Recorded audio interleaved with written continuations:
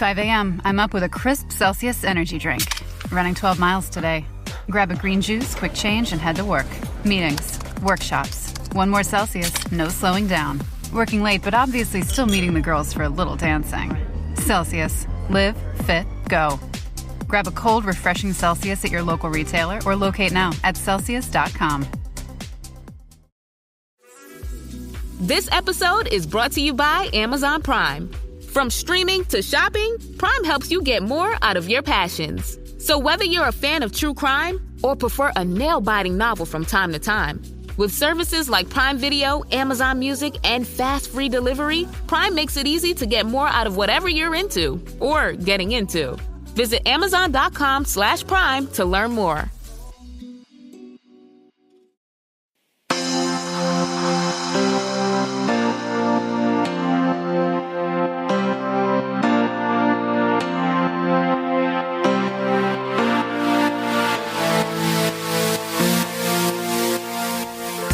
Hi, everybody, and welcome to Outward, Slate's LGBTQ podcast. I'm Bryan Louder, an editor at Slate.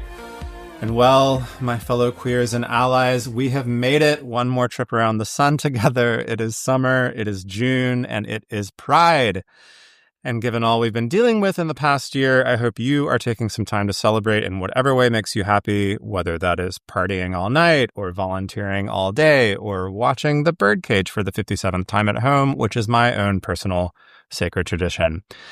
Speaking of celebrations, on this week's show, we're going to be taking a look not at the big city parades and festivals that tend to dominate Pride in the public imagination, but at Pride as it blooms more quietly and also maybe a little more bravely in conservative small towns around the U.S., especially in this incredibly hostile political climate that we are living in. To get some on-the-ground color about what that really looks like, we'll be talking to an organizer from Knapp, Idaho in the second half of the show. But before that, we're going to be taken on a tour of small-town Pride by our very own Christina who just published a fantastic piece on the subject in Slate. Hi, thanks so much for having me on the show. It's an honor to be here. I know. We have to do it this way. I know. It feels great to be on this side of things. Speaking of Pride celebrations, I know that DC Pride / World Pride just happened this past weekend. Tell us briefly how that was. It was a really, really good Pride. I mean, I didn't really do any of the big World Pride stuff, but I think because it was World Pride, everything else felt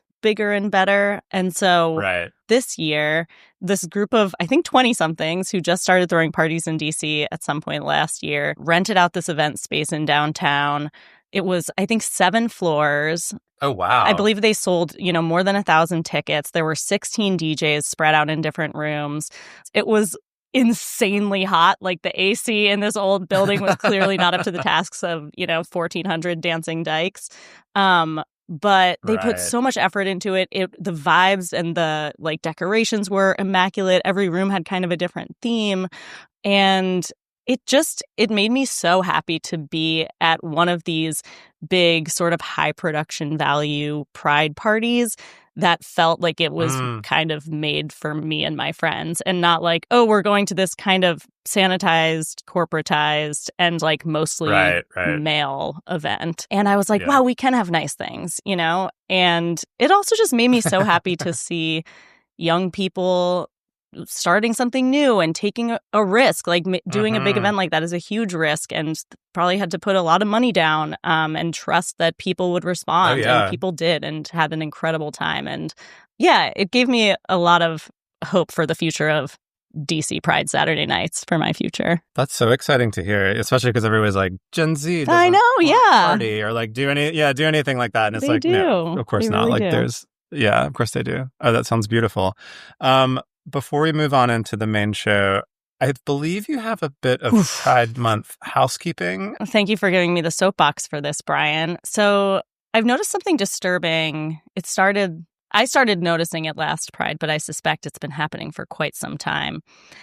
And that is the trend of people and more often businesses buying a Pride flag from probably Amazon or Temu or something and hanging it up immediately out of the package, still with a grid of creases on it from the way it was folded. Now, I'm not talking about kind of a scrunchy, wrinkled pride flag. That's the problem, which is like, oh, this is a flag I bring out every year, and it's kind of like shoved in the back of my closet until I bring it out. No, I mean specifically the kind of wrinkles that come right out of the plastic package and show me that you didn't start thinking of pride until last week, and you feel like you're doing your due diligence by, purchasing something cheap and immediately hanging it up. I think it's disrespectful to the queer community to hang up a wrinkly pride flag in that vein and not steam it, iron it, at the very least, hang it up in the bathroom while you're showering, or let it flap out in the breeze for a week or two somewhere private before you put it out for public display.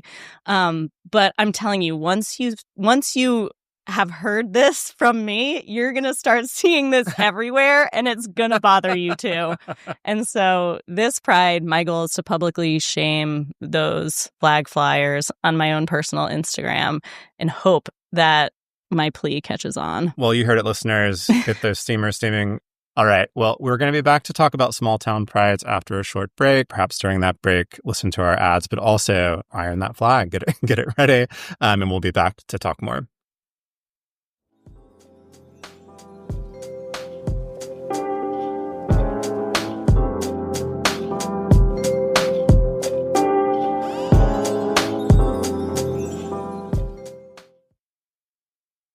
Hey, Outward listeners. Managing multiple business locations shouldn't require 3 different platforms, 5 logins, and a spreadsheet. It's time you consolidate all of your needs into one easy-to-use platform you and your clients actually enjoy using. Boulevard is the #1 client experience platform built specifically for appointment-based self-care businesses. Top beauty and wellness brands choose Boulevard to empower their teams and grow their business. Whether it's online bookings, payments, appointment reminders, or client profiles, Boulevard makes every interaction seamless, personal, and professional. No more no-shows, scheduling headaches, or chaos, just smoother operations and happier clients. Plus, Boulevard can help elevate your marketing, generate custom reports, manage memberships, and take your business as far as you want to go. Right now, Boulevard is offering new customers 10% off your first-year subscription when you go to joinblvd.com/outward and book a demo. That's joinblvd.com/outward. Book a demo and get 10% off your first-year subscription. You can join at blvd.com/outward. Hey there, travelers. Kaylee Cuoco here. Sorry to interrupt your music, great artist BT Dubs, but wouldn't you rather be there to hear it live? With Priceline, you can get out of your dreams and into your dream concert. They've got millions of travel deals to get you to that festival, gig, rave, sound bath, or sonic experience you've been dreaming of. Download the Priceline app today, and you can save up to 60% off hotels and up to 50% off flights. So don't just dream about that trip. Book it with Priceline. Go to your happy price, Priceline. At Sierra, discover top workout gear at incredible prices, which might lead to another discovery. Your headphones haven't been connected this whole time. Awkward. Discover top brands at unexpectedly low prices. Sierra, let's get moving.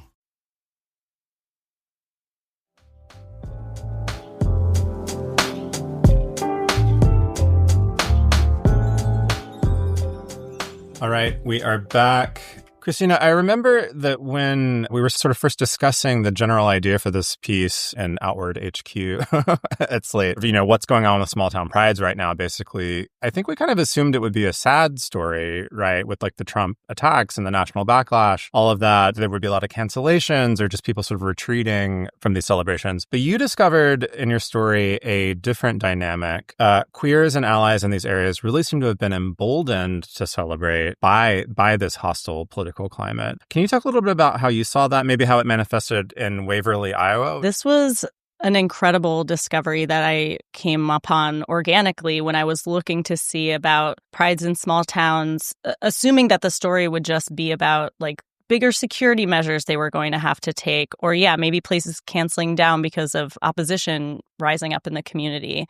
But pretty quickly, as I was Googling around, reading a bunch of local news stories, I found out that a lot of prides in small conservative areas only really started up in the past few years, just as this nationwide sort of anti-LGBTQ movement was gathering steam. So in Waverly, Iowa, which is a town of about 11,000 people, they actually have a human rights commission, funded by the town. And a person on that commission, Andy Hansen, had been thinking for a while about wanting to have Waverly's own Pride because it would feel really meaningful for that town to have its own Pride celebration. But they were like, we don't want to just have like something that everyone else has. It has to feel really Waverly, and we want it to be meaningful to the community because of how Waverly it feels. And nothing ever seemed quite right until last year, kind of spurred on by the rising climate of, anti-LGBTQ legislation in Iowa and the general climate across the U.S.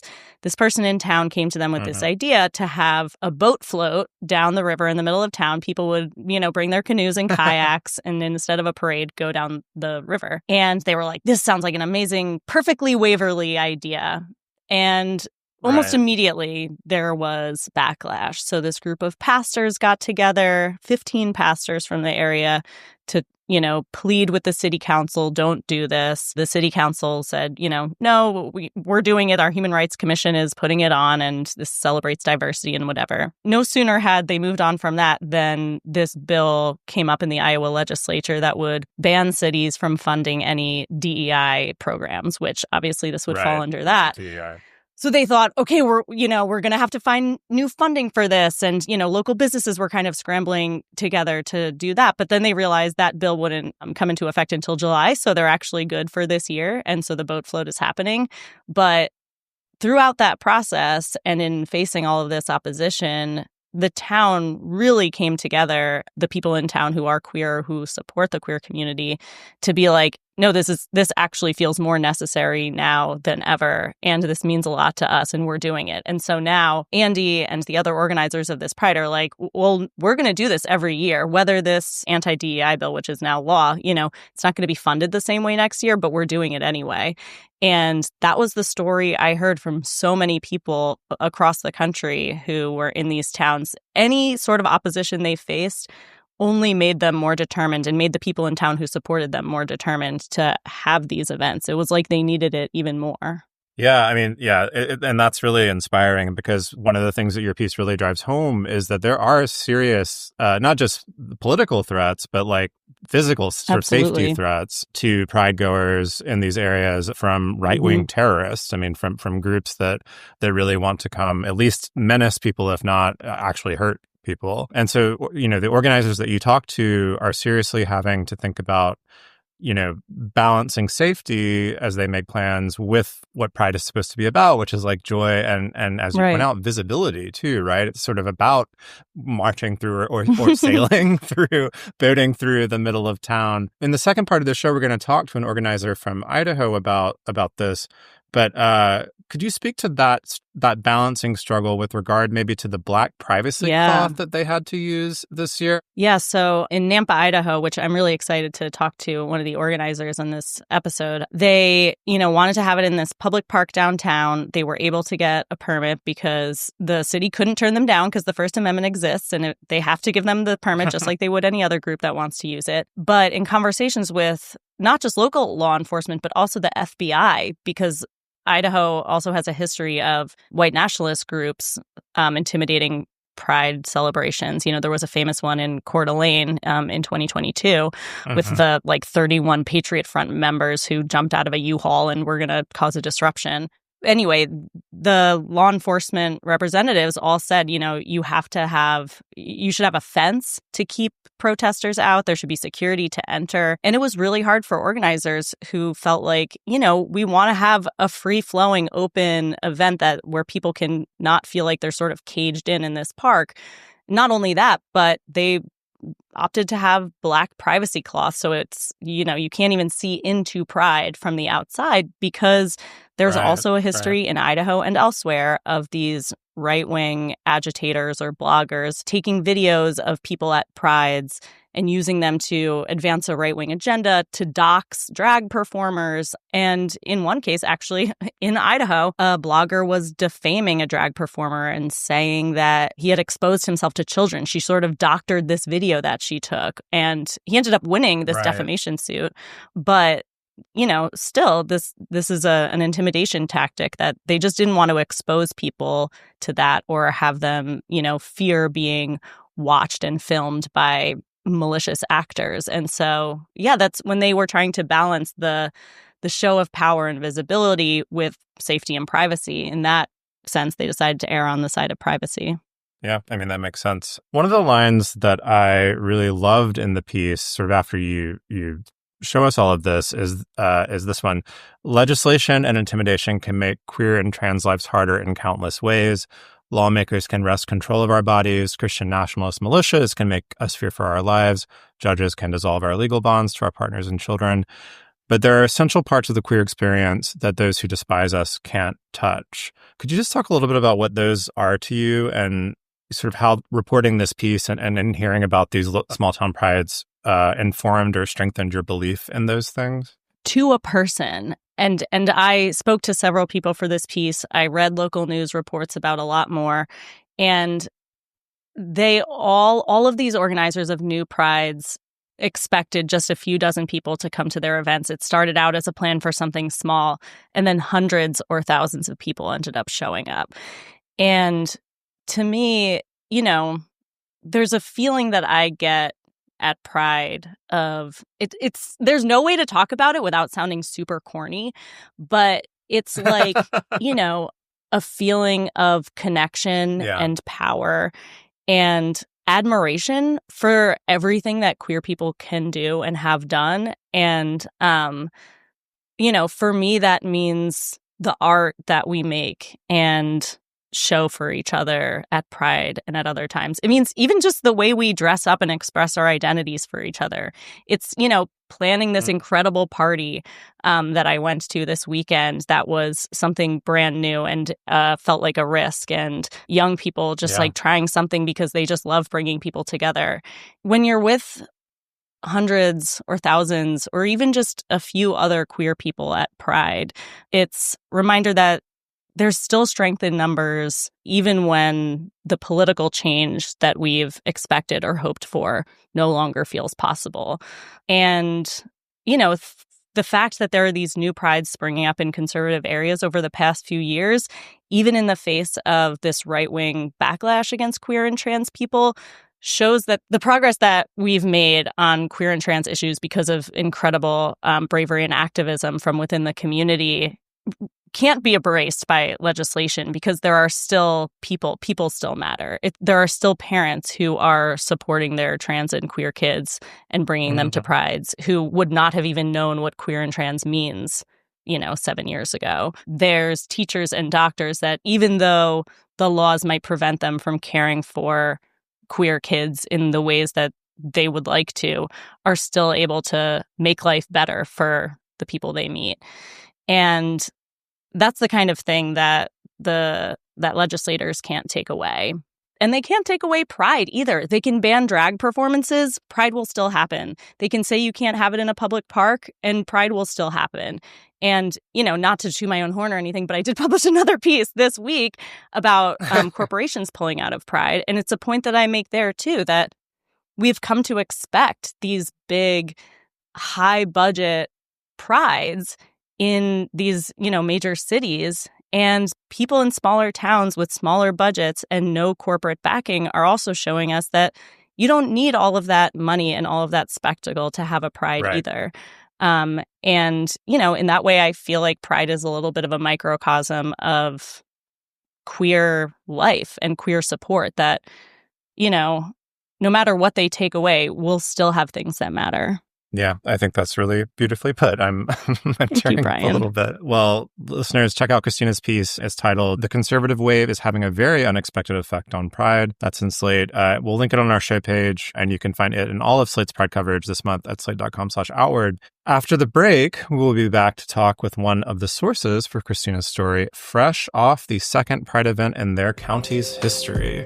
You're not going to want to miss that. We'll be back in a second.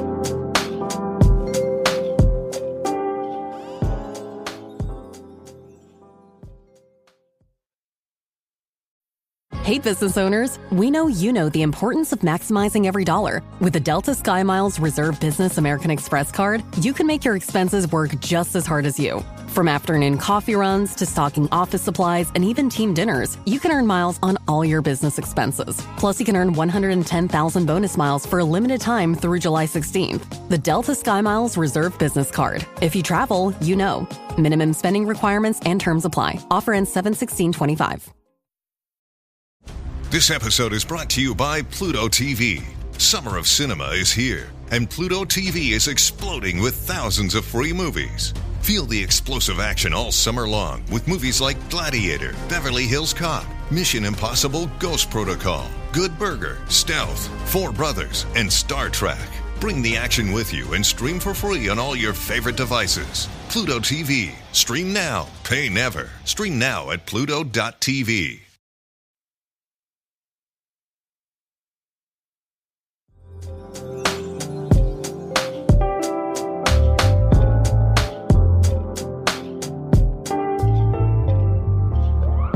One of the people I met while reporting my story on these new prides popping up in conservative areas was Van Knapp.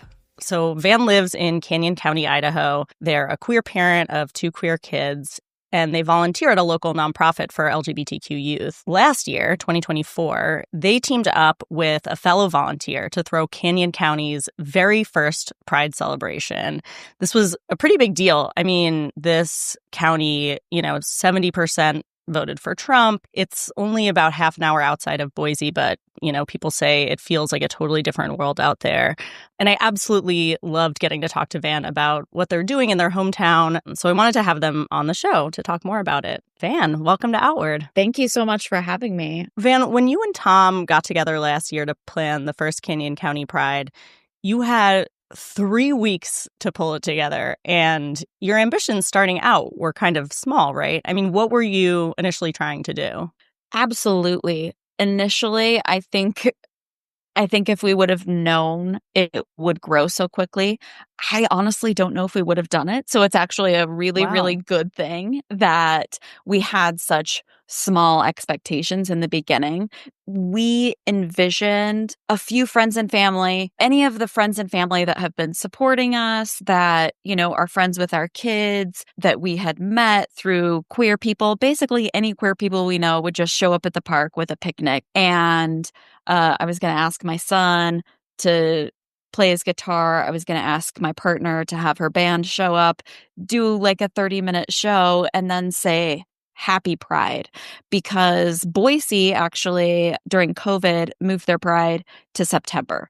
So there isn't a lot for gay people to do collectively as a community in a family-friendly way here in the area. There's obviously a lot of, nightclubs doing things. There's a lot of like late night drag shows. But as far as daytime events and activities, I think part of the queer experience is going to some sort of parade or situation in an outdoor area that says, you're gay, let's celebrate, Happy Pride. And I think that's really all we were trying to do, mostly for those kids that we volunteer with. I could definitely say for the both of us, we weren't throwing it for ourselves to say Happy Pride. We were looking at these kids that once a week come to Clutch, which is what the queer organization is called in Nampa. Once a week come to this beautiful but tiny, very intimate space where they can feel safe. Some of them aren't out to their parents. Some of them aren't out to anybody except for us at Clutch, and just don't have a lot of support. So we figured we could show them that there is a bright future for them in store, even if it is 40 people showing up at a park and just existing for a day to say Happy Pride. Right. And so how did it snowball into, what became, what was it, like 4,000 person festival that you pulled together in 3 weeks? Yeah. We don't have an exact count from last year because we had only 3 weeks to pull it off. But the number is definitely in the high 3,000s to 4,000 range from the estimates and drone footage and things like that. And I hate to give this much credit to someone that wasn't in support, but I think a lot of it has to do with our mayor here. She released a very homophobic press statement and basically said, if it weren't for the First Amendment, we would not let you meet here. And like our lawyers say, we have to let you be here. It goes against everything that I stand for. I'm a religious person, and marriage between a man and woman is kind of the vibe of the whole press release. I think I know that a lot of people genuinely believe that in our area, but I think having it like printed in words coming from an official public figure that, you know, many will argue is kind of the most important person in our city, it felt really, really, really heavy for a lot of us. I think I can definitely say a lot of the community felt discouraged, but instantly turned that discouragement into rage and instant action. And so while the mayor had, you know, a tiny spark that lit the fire, I think what really I'd like to give the bulk of the credit to is our amazing community. Because even though we are a lot quieter and a lot less maybe outwardly gay than a lot of spaces, the reality is that we have just as many queer and gay people here. They just, you know, work on the farm, so are wearing, you know, Carhartts and don't look outwardly gay. Like to me, you that looks very gay. You know, that's like the dyke uniform, but I understand what you're saying. But you're right. But I think sometimes we have this like you said, 70% of our population voted for Trump. 70% of our population doesn't necessarily outwardly want us here. And so I think because there's such a big majority of close-mindedness, we forget that not all of us look the same. And I get surprised oftentimes by the people I talk to. And I'm like, oh, okay, this dude that if he had a MAGA hat on would not surprise me about anything that's coming out of his mouth. But him actively being like, yeah, hell yeah, love is love, trans lives matter, like, is shocking. You know, this, all that being said, the community just really like lit on fire and was like, this is not okay for a public figure. We even had a lot of people that weren't necessarily like fond of, you know, having pride, but because we do have a large proportion of the population that is so adamant about First Amendment rights, they were like, we believe marriage is between a man and woman too, but this is ridiculous. Like, you should not be coming out saying that these folks can't use the park. So that was a nice surprise. But a lot of it was business leaders. Like, we have a queer coffee shop here in Nampa, and they were our main sponsor. They are locally owned, operated. Her name's Chloe, and their history is incredible. I think in 1992 or 3, I'm not sure the exact year, they instantly became like very, very public queer allies, which in 1993, there wasn't rainbow capitalism to even exist, especially in small town Idaho. I bring that up because Chloe was one of the first people to write a scathing email to the mayor as a business owner, as someone who contributes to our community, not just on the queer side of things, but period in the community, writing this scathing email to the mayor, and many people followed suit. I think a lot of the reason it grew so quickly, so fast, is because of people like Chloe standing up and saying, this isn't right. We have to do something because it's not okay to treat a person like that. And then it just snowballed from there. Earlier, you used the phrase family friendly to describe, you know, the event last year and this year. And in Christina's piece, she talked about, I guess there was a topless attendee last year that sort of spurred this blowback. And I think even a local politician proposed a bill that would strengthen these public indecency laws. And this year, you've got a new rule, which was wear a shirt and don't bring a gun. Very pithy. I wonder if you could just talk about that experience and the importance of being family friendly as you organize Pride there, knowing that people are watching you like that politician sort of in bad faith. Yeah, it was a really heavy situation. The person had pasties on, so wasn't Okay. topless. The issue is that it was a trans person. And she definitely was enjoying her time. I bring my kids there.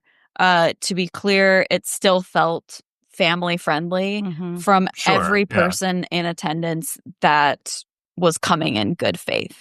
It did not feel family friendly to the two people not coming in good faith. Right. And, from the beginning, she was one of the first people through the door, and we were like,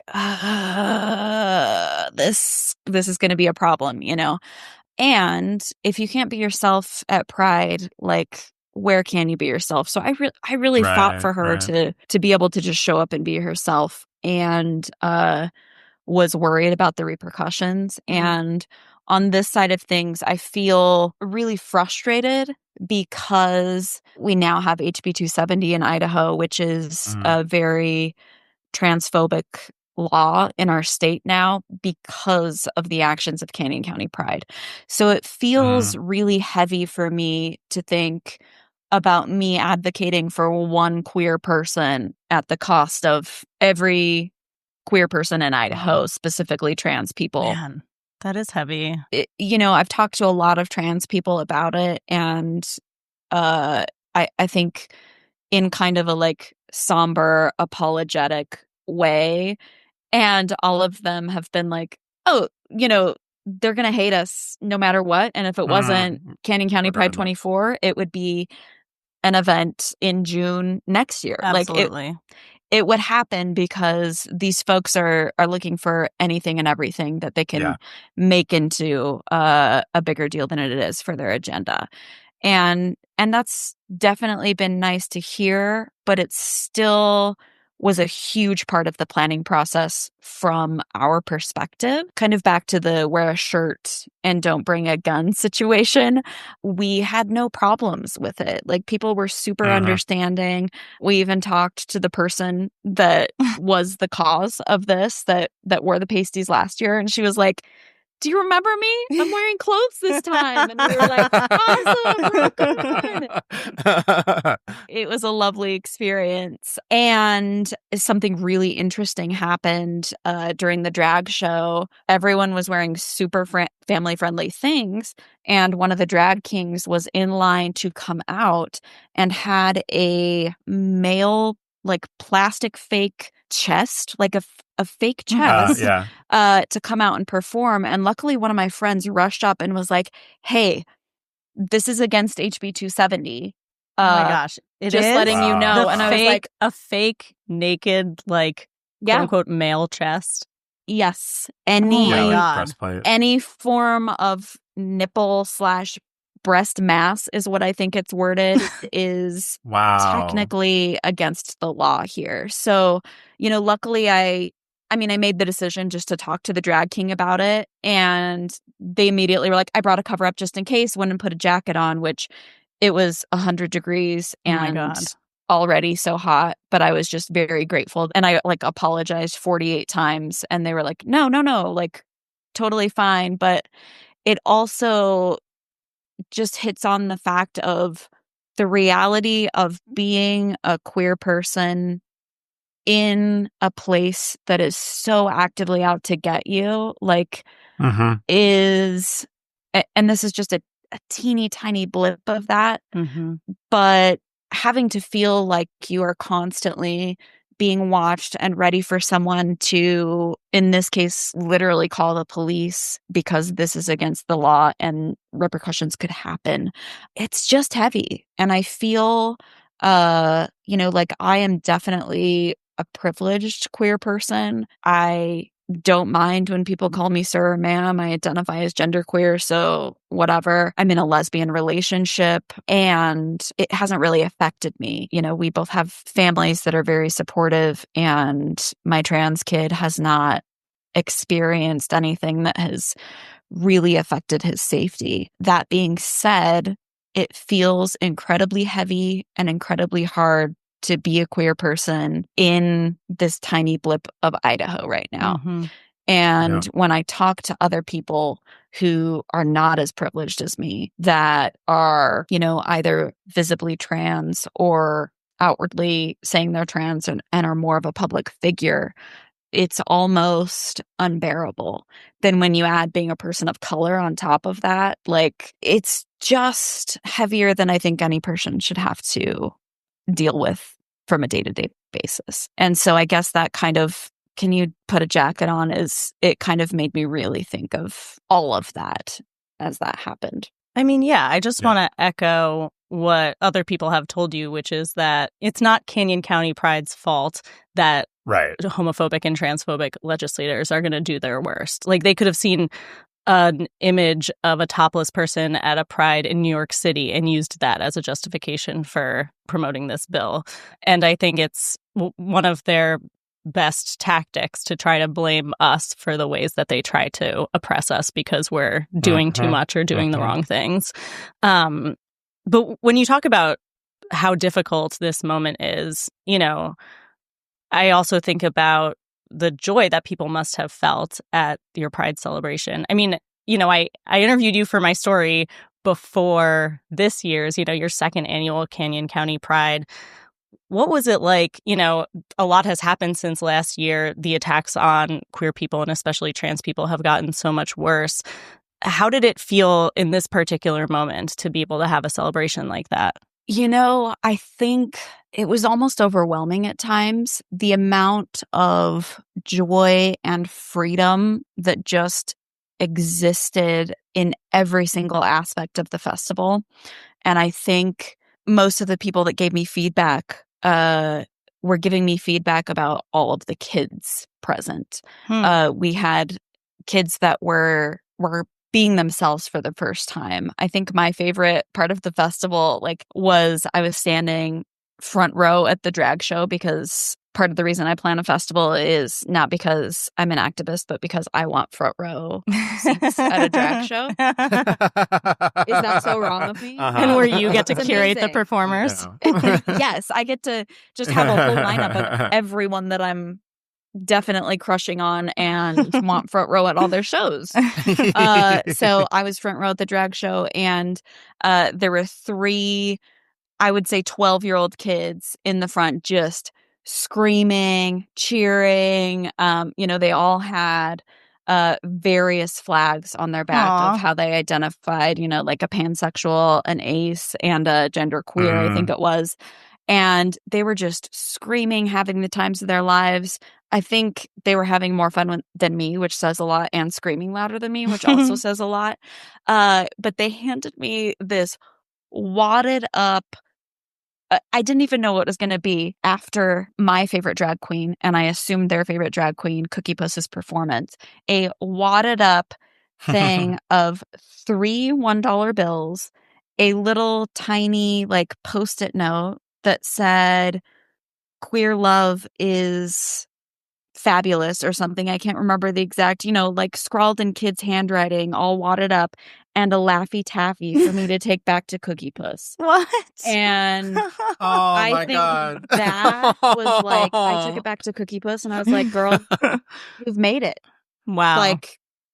You've officially, you've done it. Here you go. And I think she was really touched too. But it just, even talking about that moment kind of gives me goosebumps of all of the youth that are able to exist. And I hope it's not just for one day, but if it is, I'm going to make it happen one day every year until I have to move, and in which case I will assign it to somebody else, because, I grew up in an even more conservative place than this. I grew up in Rexburg, Idaho, which was also mentioned in Christina's article, but somehow it's even rougher than here, and they're still having problems that I feel like are ancient there. White supremacists showing up, people with firearms showing up to Pride, and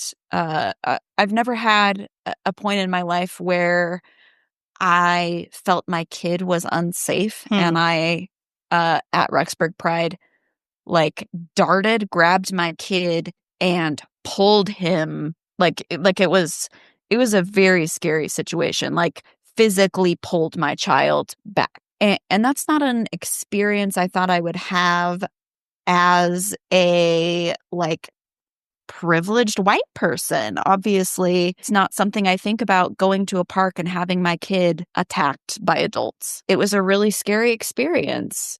Were you at the Rexburg Pride where the Proud Boys, or was it Patriot Front? I think they were all there. Yeah, I was. So I would say the scariest moment of my life as a parent, having a kid who is a trans kid, and that's who these folks are targeting. Yeah, it was frightening. So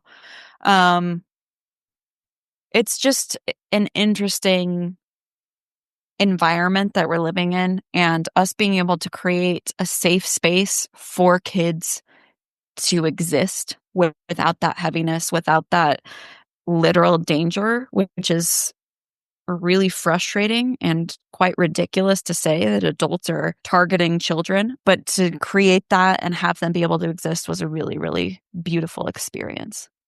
You know, last year, your festival was just a couple hours. This year, it was a full day. You know, you're growing. You're a consistent event at this point.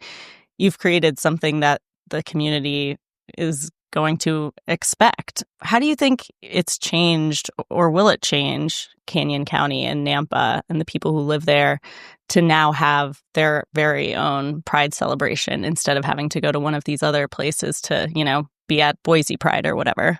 I think it means hope, if nothing else. I'm getting a little emotional about it because growing up like in such a racist and homophobic environment as I did, I'm still actively recovering from that. But the community really hasn't changed. Queer people are getting louder there. And, I'm going to Rexburg Pride this year to support. I planned our once-a-year trip around that because my family doesn't really feel safe there. But I think it's hope. It's that even though we as humans should be able to exist 100% of the time freely and feel safe 100% of the time, I think the one day a year is hope. And specifically in these small towns that you're highlighting, in places like Rexburg and in places like Nampa, it feels a little different when a Pride festival exists in your town where you go to the library, go to the post office, go grocery shopping, walk around and have kind of a familiar sense of your everyday activities, feeling that you can be queer in your home space is a lot different than driving somewhere to be able to show up and feel like you can be yourself.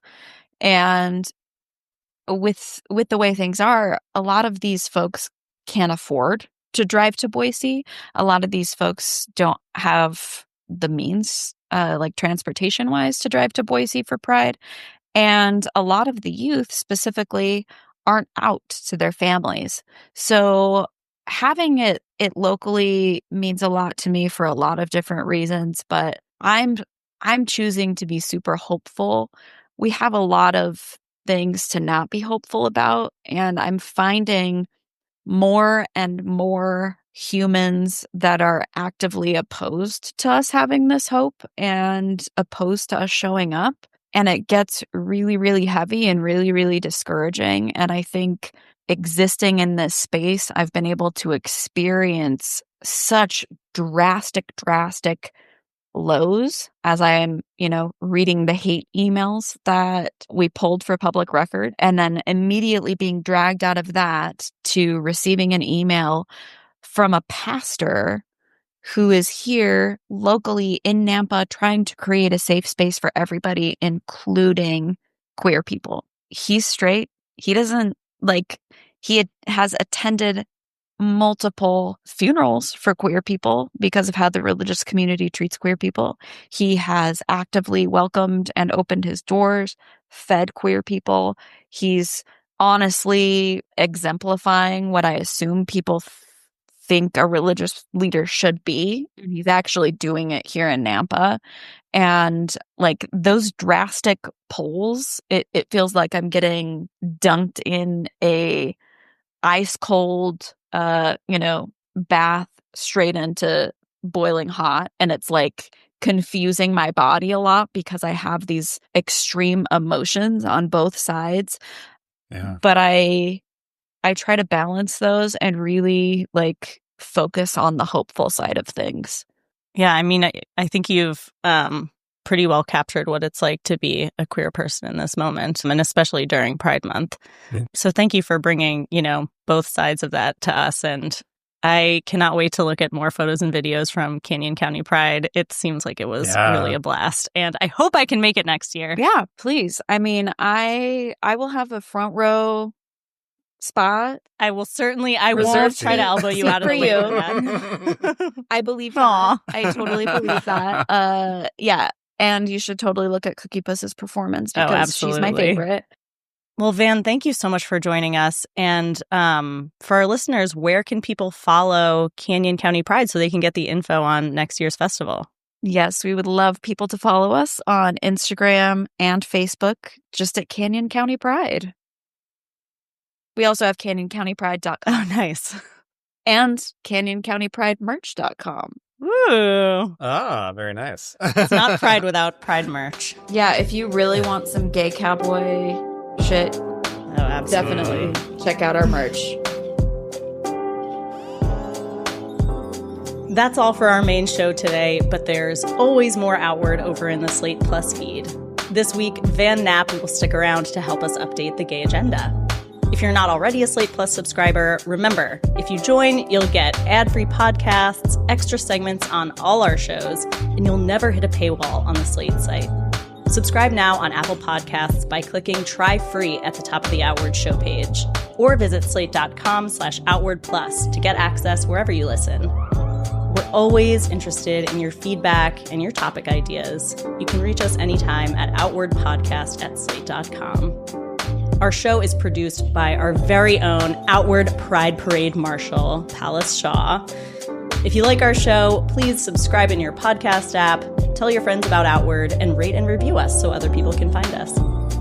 Bryan, it's such a pleasure to have this Pride episode with you. Happy Pride. Happy Pride, Christina. Stay gay, everyone. Gay.